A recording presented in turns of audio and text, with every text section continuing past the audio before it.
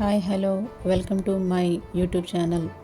ఈరోజు రెసిపీ వచ్చేసి పాలక్ పన్నీర్ ఎలా చేయాలో చూద్దాం. ఒక బౌల్లో 2 గ్లాసుల వాటర్ తీసుకొని కొంచెం హీట్ అయ్యాక ఒక కట్ట తరిగిన పాలకూర వేయాలి. 5 నిమిషాలు ఉడకనివ్వాలి. ఈలోపు పన్నీర్ కట్ చేసుకుందాం. ఇక్కడ నేను 150 గ్రాముల పన్నీర్ తీసుకున్నాను. పన్నీర్ని చిన్న ముక్కలుగా కట్ చేయాలి. మీరు కావాలంటే పెద్ద పెద్ద ముక్కలైనా కట్ చేయవచ్చు. చిన్న ముక్కలు కట్ చేస్తే మసాలా బాగా పడుతుంది. ఎవరైతే నాన్ వెజ్ తినరో వాళ్ళు ప్రోటీన్ ఫుడ్గా పన్నీర్ తినవచ్చు. ఉడికిన పాలకూరను నీళ్ళలోంచి తీసుకోవాలి. ఇక్కడ చిట్కా ఏంటంటే పాలకూర కలర్ మారకుండా గ్రీనిష్గా ఉండాలంటే వేడి నీళ్ళలోంచి తీసినాక చల్లని నీళ్లు పైన వేసి ఉంచాలి.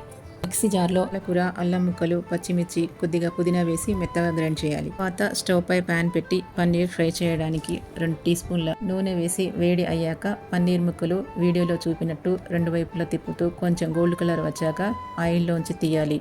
ఎక్కువగా ఫ్రై చేయకూడదు. అలా చేస్తే రబ్బర్లా గట్టిగా అవుతాయి. నేను చూపించిన విధంగా చేయాలి. అదే ప్యాన్లో బటర్ వేసి కరిగిన తర్వాత ఆయిల్ వేసి వేడి అయ్యాక గరం మసాలా దినుసులు వేసుకోవాలి.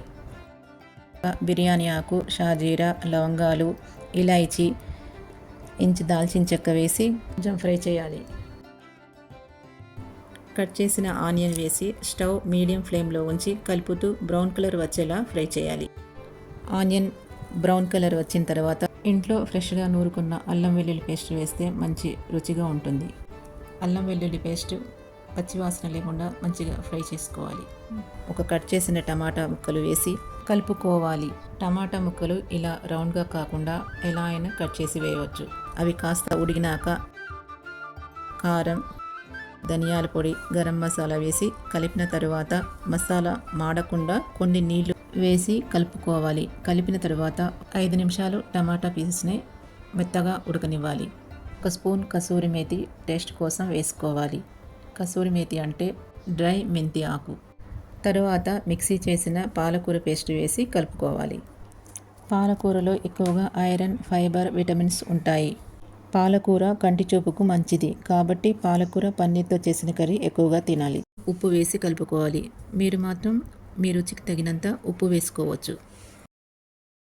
ముందుగా ఫ్రై చేసిన పన్నీర్ ముక్కలు వేసి కలుపుకోవాలి. పన్నీర్ ముక్కలు కట్ చేసి అలాగే కూడా వేయవచ్చు. కాకపోతే ఫ్రై చేసి వేయడం వలన రుచిగా ఉంటాయి. పన్నీర్లో పాల కంటే కూడా ఎక్కువగా ప్రోటీన్ ఉంటుంది. ఫ్రెష్ క్రీమ్ వేసి కలపాలి. క్రీమ్ లేకపోతే మీగడ అయినా ఒక బౌల్లో వేసి స్పూన్తో బాగా కలిపి వేయవచ్చు.